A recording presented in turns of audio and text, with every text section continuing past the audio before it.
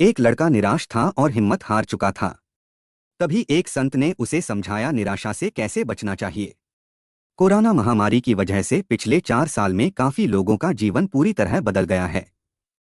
बहुत से लोगों के अपने घर परिवार के लोग कोरोना की वजह से इस दुनिया में नहीं हैं। कुछ लोगों की नौकरी नहीं रही, किसी का व्यापार खत्म हो गया। अब धीरे धीरे हालात सामान्य हो रहे हैं, लेकिन फिर काफी लोग निराशा का सामना कर रहे हैं। निराशा से कैसे बच सकते हैं, इस संबंध में एक लोक कथा प्रचलित है। एक लड़का हिम्मत हार गया था और अपने जीवन से ही निराश हो गया था।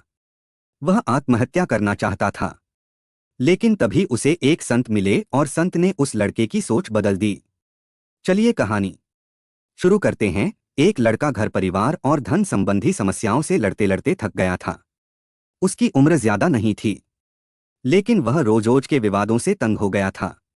एक दिन हिम्मत हारकर वह आत्महत्या करने के लिए निकल पड़ा। चलते चलते एक जंगल में पहुंच गया। जंगल में काफी दूर चलने के बाद भी उसका मन शांत नहीं हुआ। जंगल बहुत ही घना था, वहां जंगली जानवरों का भी खतरा था। तभी उसे एक छोटी सी झोपड़ी दिखाई दी। लड़के ने सोचा कि इस घने जंगल में झोपड़ी बनाकर कौन रह रहा है।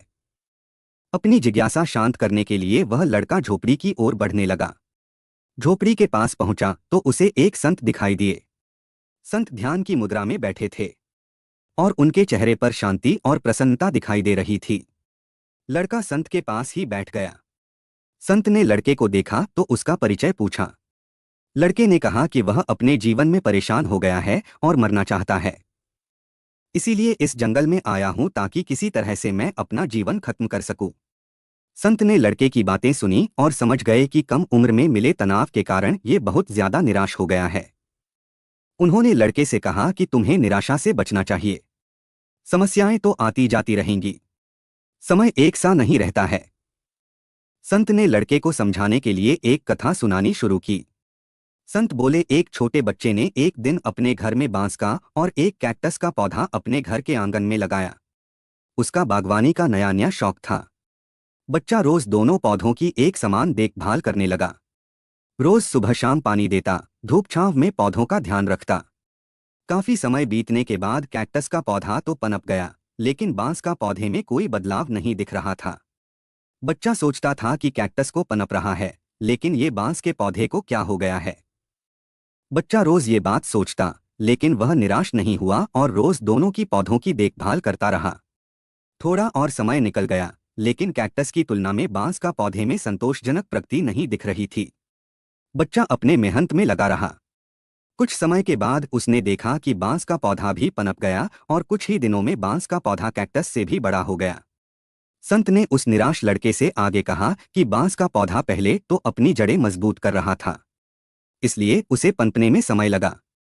लेकिन वह बच्चा भी अपनी कोशिशों में पीछे नहीं हटा और निराश नहीं हुआ।